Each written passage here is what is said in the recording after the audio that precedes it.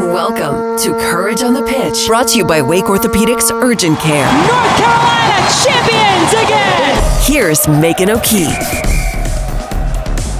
Welcome back to Courage on the Pitch, presented by Wake Orthopedics Urgent Care. I'm your host, Megan O'Keefe. Thanks for tuning in to episode 8, and we've got an awesome guest this week, as always. Awesome guests every week. But we got Kaylie Kurtz on the show. She is one of the starting center backs of the North Carolina Courage, and she has a couple years playing with the team she joined in 2018. Really interesting journey as a professional. And so we talk all about that, as well as her time playing overseas in Sweden, as well as Australia. And in college, she played for Richmond and then ended up transferring to South Carolina. So keeping it in the Carolinas, she's got some history there. And so we talk all about her Courage and soccer career, plus things off the field, her adventurous side, her work that she's doing in the community, plus we play a little game at the end. So of course, we will get to that conversation in just a little bit. But first, let's do a little recap of the weekend, which, of course, both teams had a game, but not a whole lot of exciting results, I do have to say. Both teams ended in 0-0 draws. So NCFC played against the Richmond Kickers on Saturday, a team that they have been getting a lot of results from. So they got another point on the road against the Kickers, 0-0. And then the Courage faced off against the Washington Spirit on Sunday night. And yep, you heard it, 0-0 result there. So not a lot of goals either way, but big shout out to Casey Murphy for getting her 9th shutout on the season. That is a league leader right there. So clearly doing some work in the goal. Shout out to Casey. So without further ado, we are going to get into our convo with Kaylie Kurtz right after this break. Courage on the Pitch, off the field. All right, we got Kaylie Kurtz on the show. Super excited to have you. How you doing? Doing pretty well. How about you? Good. So it's an off day for you guys. What does an off day look like for you? Well, right now I've been working on the mini pitch downtown. So in the works of just trying to build up our social media at Free Play Soccer, you know. Nice plug. Love the plug. Yeah, thank you. Yeah, so right now just working on that mainly, got to take care of the dog as much as possible. And then because it is a recovery day, it's, stretching, yoga, drinking water, and doing all the fun stuff that I don't really love to do, but, you have to do as an athlete. Weird. Yeah, your body will thank you. Well, we'll get into all of that off the field stuff. I want to hear all about your side gig with the Busey Foundation and your dog, of course. So we'll get into all of that. But speaking of recovery and the need to recover, you played full 90 this weekend, and you have been locking your place in the starting lineup as a center back for the team. You've been with the Courage since 2018. How does it feel, especially as a center back? 'Cause I know that's a position where you're either in all the game or none of the game, like a goalie. So how does it feel to finally be in that starting lineup? Absolutely amazing. I have been wanting to get a lot of playing time. I think back in 2018, when I did get playing time in the league, every single game I had an incremental change in my game. And then I was just more aware of what was going on. The speed was faster. So now that I'm in my 4th year, getting consistent game minutes has just been huge. I hope you guys are all able to see how crucial it is for all of us to get consistent game minutes, and how it helps build our confidence. It helps everything. But for me personally, it's just been a huge accomplishment to get playing time in the NWSL, and then especially here at the Courage. Yeah, because I'm so curious, coming from the perspective of a center back, like we just mentioned, how do you approach a game, especially when you might not be getting a lot of consistent minutes, especially coming from a couple seasons being with Abby Dahlkemper and Abby Urseg, and then you sort of being, I guess, maybe the 3rd string center back at the time. Mm-hmm. How do you mentally stay in it and consistently prove yourself at training that, you deserve a spot in there as well? It's tough. I think the biggest thing for me during those 3 years was how can I learn from them, because they are some of the world's best center backs. So obviously, we all have different playing styles. Abby Urseg has a different playing style than Abby Dahlkemper. I have a different playing style than the both of them.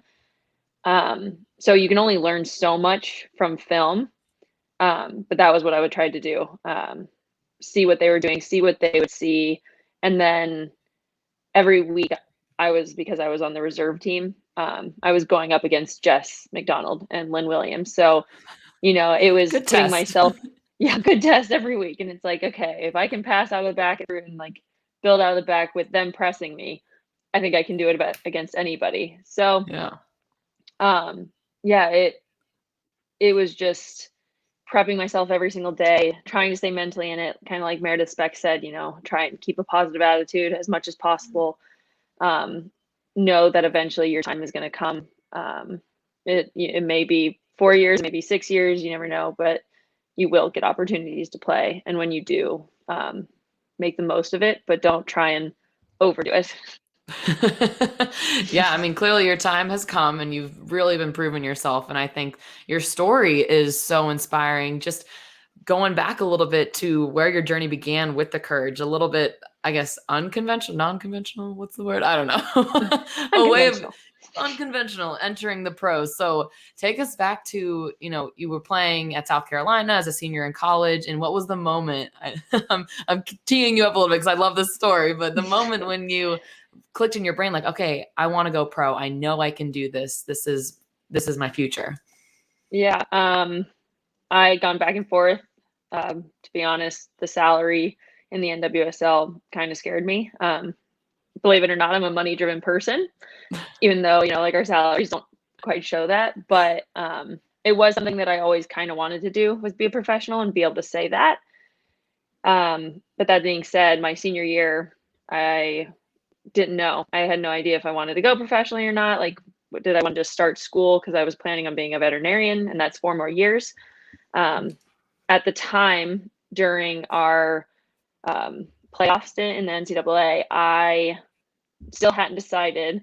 I was in the Elite Eight game, and there was about 5 minutes left in the game. We were down 1-0 to UNC. I look up at the clock, and I just started bawling my eyes out on the field, like having a panic attack, like awful.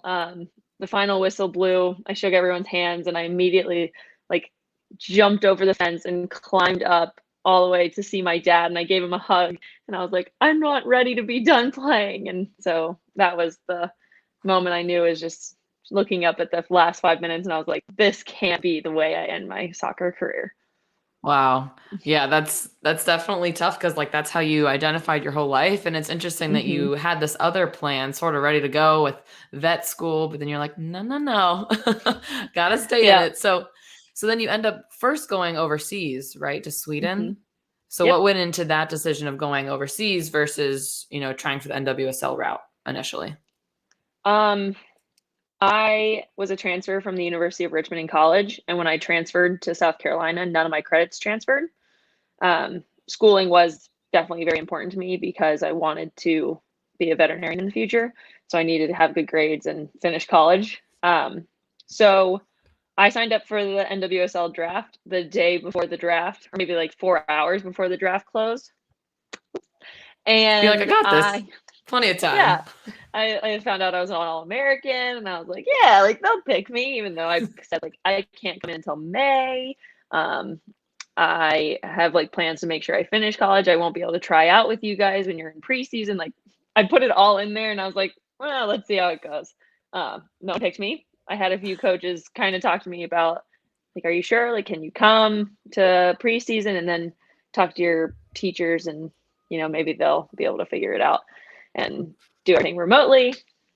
That was not in the plan. So I didn't get drafted, finished my college career. And then one of my friends who used to play South Carolina before me, she had gone to Sweden previously. And one of her old agents came to her and said, do you have a center back? That we need one. The old center back from South Carolina, Taylor Leach, who's now at Kansas City, she had played on Östersund and then switched to another team in Sweden. So they were in desperate need of a center back. And you're like, this is me. Hey, yeah. Here. They asked me if I was able to fly in a week, and I needed to make a decision within 24 hours of if I was going to go or not. And I was at my Kurtz family reunion at the time. So I was like, I think so, I guess. I'll leave the reunion and just go pack and say bye. Sorry, guys. I got to hitch a flight Yeah. to Sweden real quick. You can Yeah. finish my plate. Yeah. So, very short notice. I Wow. had to be there very shortly after signing, I guess. And technically, I didn't actually sign until I got there. I had to like try out for the team, right? Oh, Yeah. wow. That's so risky. Yeah. Weird Oh, my experience, but God. I knew I wanted to play professionally, and that was the first opportunity I'd gotten. So I was like, yes, I'm jumping at the bit to get there. Yeah.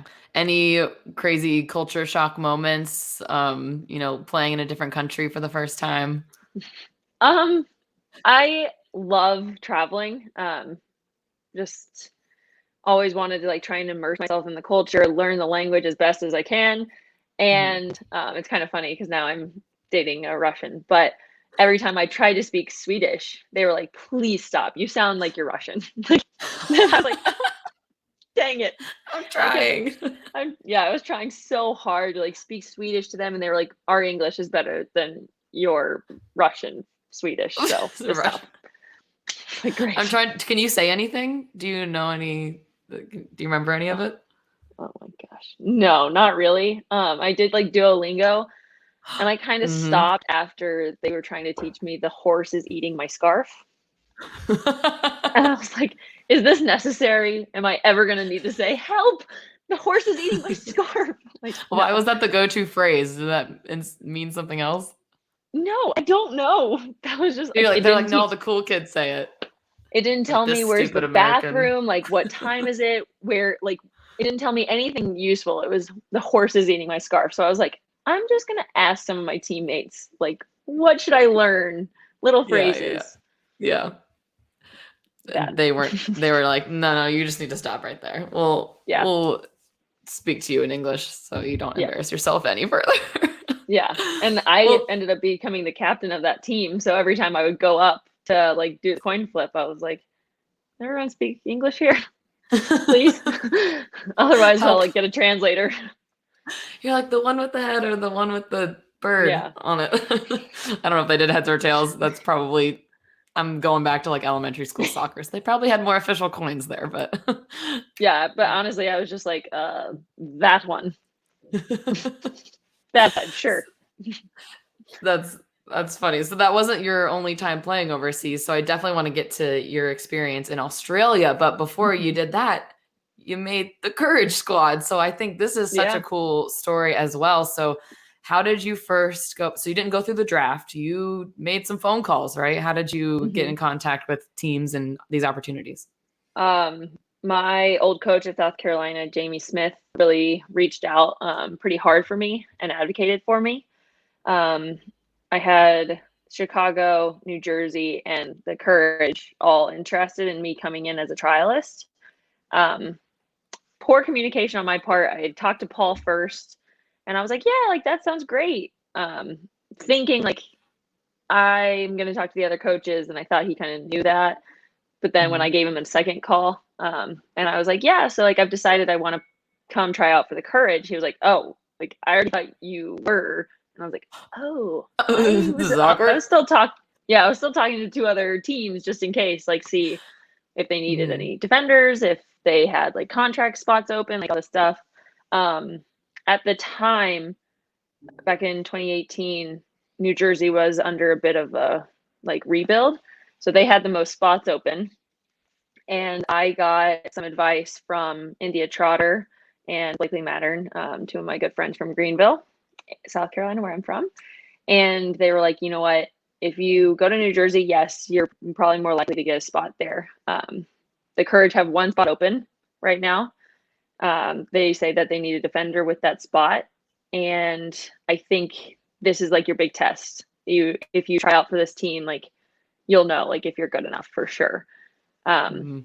And so my dad was so mad when I called him and I was like, so I decided I'm going to try out for the Courage. And he was like, oh my gosh, there's only one spot. Like, why would you do this to yourself? But I like put it in my heart that I was like, I'm going to try out for the best team. And if I get that spot, great. If not, I hang up the boots forever. Wow. You knew what you wanted. I did. It was terrifying. I called India a week before tryouts were done, and I was like, I'm not making the team. Like, there's no way. Like, bawled, called my dad, and I was like, I just need you to get ready. Like, the cleats are getting hung up. I know I didn't make this team. Like, there's 30 other girls trying out. Like, the odds are so slim. And then we were on a bus ride to Washington to play Washington Spirit for our last preseason game. And each one like kind of had a meeting with Paul individually, and you could see like their face. And I was like, on the bus. Mm-hmm. Yeah, They're it just was like walking up the aisle, deciding yeah, their future. Oh my god. yeah. It was kind of rough, but like we just ran out of time.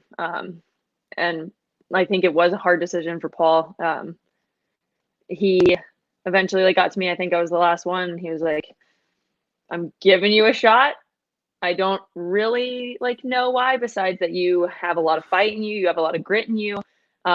At the time I had like very little technical ability, and he was not afraid to say otherwise. And I knew that I wasn't the most technical player. But he was like, I can teach you that. What I can't teach you is like your fight and your will and your desire to want to learn. And I was like, okay, let's give it a go. Wow. So you had to then go sit back down on the bus after 29 Yeah. other girls were told no. You're like, they're Yeah. like, what did he say to you? And you're like, I made know. it. I know, they knew Wow. immediately because my face, like I was trying to be like kind of stoic. Yeah. Like, You're like screaming on the I'm with- inside. yeah. And then I like texting my parents like, oh my God, I did it. Wow, that is so cool. That's such an awesome story too, because I know it wasn't just like going through the draft process and getting picked. You Mhm. had to make those phone calls, put yourself out there. And then I didn't know that you had chosen the route of like, okay, there's only one spot versus you could have gone and tried out for another team that had a couple other open spots. So you believed in yourself. Paul believed in you. Now Yeah. here you are. Sweating it out, sitting there crying like a week before the tryouts are done. I'm not making it. Oh, It was that's crazy. Well, it was a roller coaster. No kidding. And then, I mean, I love these stories. You found out when was the game you found out they were going to start for the first time? Oh my gosh. Your face yes. is like going back. Well, it was like so shocking, and my parents didn't come up for that game. Otherwise, they like when I told them. Oh, I'll just tell the story. Okay. Okay, get into it. So, we were playing the fourth game of the season. We were about to play Rain at home, and I like obviously wasn't in the lineup. Paul had told me and a couple other girls to go off to the side and do 1v1s and 2v2s for like 20 minutes while all the other girls were working on set pieces because he wanted to keep us fit. So I'm sitting over here doing 1v1, 2v2s, like Just getting dying, pretty tired. Yeah. Like, having a heart attack over there. So I didn't see any of the set pieces we were going to do. Saw nothing. Oh, good. I'm Don't working. need that. The game's at 7:00 and I'm over at eating lunch around like 3. And Paul texted me and he was like, hey, like, how are you feeling? And I was like, oh, like pretty good. I'm a little tired from like the 1v1, 2v2s, but like I feel pretty good. He was like, okay, great. You're in the starting lineup. I'm like, wait. You have the right number? What? I know, like, I don't think you have the right, something's not right here.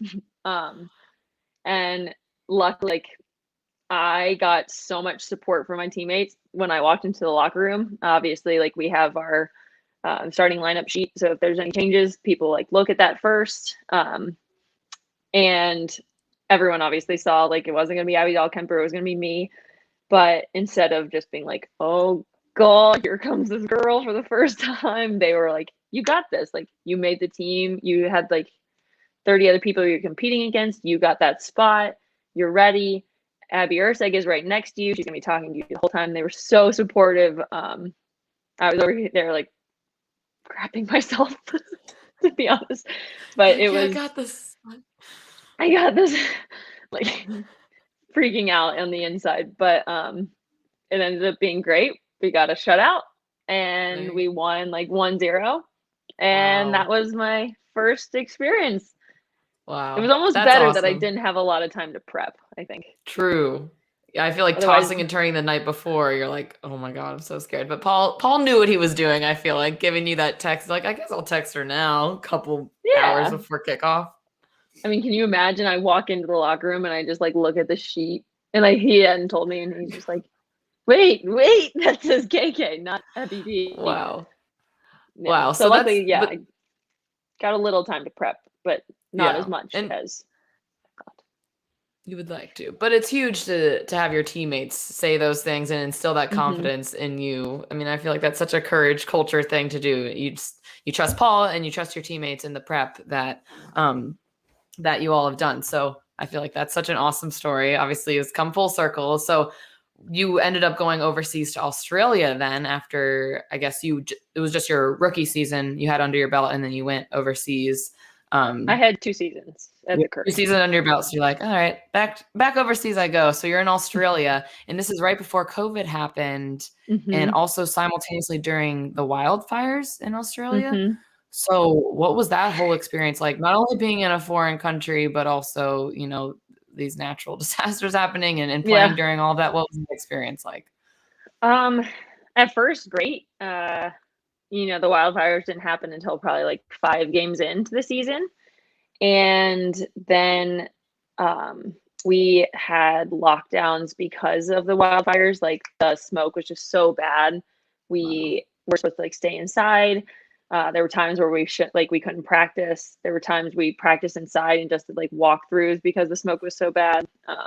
There's like game film of when I played Western Sydney Wanderers, and that was where Lynn and Kristen and Denise were on the team. And they came to Canberra, and there was just like smoke blowing through, and you just see it, and people are like covering their face with like towels trying to keep the smoke out. And we were like, "Are we gonna play in this?" So that was really weird. And then off to the distance, and at night you could see like kind of the red flames coming up on the like mountainside. So it was a weird thing to see. And then I'm obviously an animal lover, so I'm sitting here getting like all my information from Instagram, and it's like the koalas are dying. I'm like, oh God, Oh, cute little koalas. yeah. Now you're Yeah, supposed to go on and play a game now. I know. Oh my Um, gosh. but really cool like experience. Australia is obviously pretty Americanized in terms of a lot of stuff, but to see some of these animals I've never seen before, I think was really cool. I got to go Yeah. skydiving while I was there. Got to snorkel on the Great Barrier Reef. Saw a crazy amount of bats. Like I Mm. have videos, and there were just bats flying everywhere, like up near the Great Barrier Reef, and then sometimes Yeah. in Sydney. Wild, like Wow. thousands just like surrounding this one tree, and there's like signs everywhere. It's like, please don't walk under this tree. Like, You will get attacked by the bats. yeah, wasn't planning on it. Thanks for the heads up, Well, though. so aside from, some of the natural disasters, which was obviously really tough to witness on the news on stateside, as well as for you to be there and be playing in it. But on the other hand, your positive experiences with the adventures you got to go on in Yeah. Australia really ties in nicely to, talking about the adventures you have coming up. So a little bit of off the field stuff. I know we were chatting a little bit offline about your bucket list that you have with Ilya, your boyfriend. So what are some Yes. things you guys have planned in the works? Most of them are going to be when I'm retired from soccer. A lot of them are against my contract. Oh, yeah, But don't do that. yeah, don't do that. But we want to go like ice climbing. I want to get personally certified to do solo skydiving. Oh my gosh. I know I'm a bit of an adrenaline junkie. No kidding. That'll do it. Yeah, one of the easy ones is there's a natural springs in Florida called the Ichnetuckney, and it's just like this beautiful crystal clear water. There's like river otters, there's manatees in the water, and you can just like tube on the river. What? Yeah, you guys should look it up. So like that's on the bucket list. There's some easy ones and then some more difficult ones. I think my biggest one is I want to see all the wonders of the world, both modern and ancient. So yeah, so Yeah. that's a big one. That's obviously going to come with years of like Wow. traveling places. But yeah, so our whole goal is we made this bucket list together, and then every year we want to get like 3 done. So we've got a little like curveball easy ones, and then some that are like nice and That's hard. awesome. That's going to take years to do. You clearly have lots of future plans in the works, very adventurous. We've learned you're an animal lover and also a lover of the community. So tell us quickly about the Busey Foundation and the mini pitch that you're working with. What is that? Yeah, so one of the Courage owners is the Busey family. I've gotten really close with Ashley Busey, and they have set up a foundation where in the next 5 years, they want to build 25 permanent mini pitches around the triangle, making soccer accessible to everybody. They believe that soccer should be free and fun and a community building thing, not this hundreds of thousands of dollar industry just to get good and spotted. I think their mission and like their vision is really incredible. I resonated with it, and I just wanted to do my part in bringing soccer to everybody. Love that. Well, I've gotten to witness it a little bit with the mini pitch, and I feel like it's grown in popularity so much. And I feel like it's such an awesome cause that you're a big part of. And I feel like the community is obviously super grateful for it. So with that, we are going to do a quick little game. We're going to do some rapid fire with Kaylie as a center back. Are you getting shots at you? So here's some quick rapid fire for you. Love it. Some classics and then maybe some more specific ones to you. So quick answers here. Are you a morning person or night owl?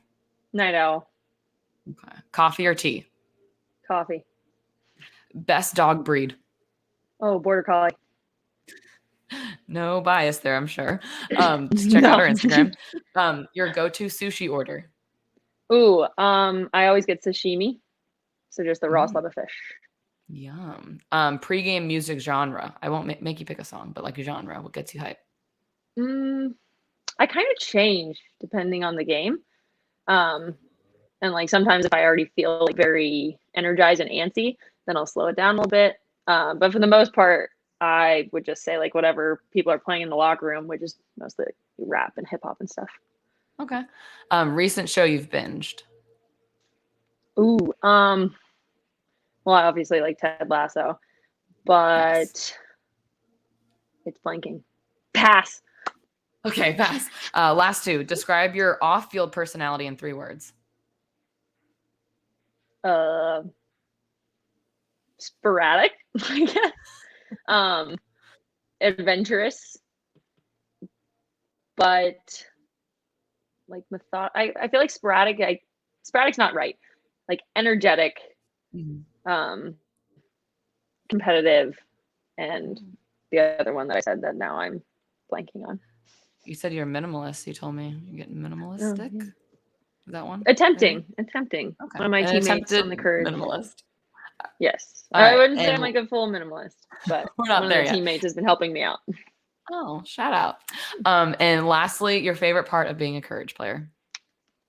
Ooh, I think getting to build the relationships with some of these girls, women, I don't know, ladies, gals. Panicking now. Rapid fire really got me like antsy. But it's just been so cool for me seeing Abby Erceg in like such a highlight. She's like my idol. When I watch her play, I'm just like round of applause. So to get to talk to her on a more personal level and become like friends with her has been really awesome. It's awesome. Beautiful. All right. Yeah. That's a wrap on rapid fire and the combo. We put a bow on it. All right. Thanks so much, KK, for tuning in or for being on the show and for everyone for tuning in. And that's a wrap. All right. Thanks for having me. Boom, boom. Coming up on Courage on the Pitch. All right, shout out to Kaylie for coming on the show. And coming up this weekend, we've got 2 big matches. NCFC will be at home on Saturday, September 4th. They face off against Union Omaha, and that match kicks off at 7 o'clock. Be sure to get your tickets, or if you can't make it, obviously you can tune in, as always, to ESPN Plus, 7 o'clock kick. And then on Sunday, Courage will be away against Kansas City at 7 o'clock, and you can tune into that game on Paramount Plus. So thanks again for tuning in, and we will see you next time. Courage on the Pitch is sponsored by Wake Orthopedics Urgent Care. Courage on the Pitch with Megan O'Keefe is part of the Capital Broadcasting Podcast Network, with new shows available every Thursday on WRALSportsFan.com or wherever you get your podcasts.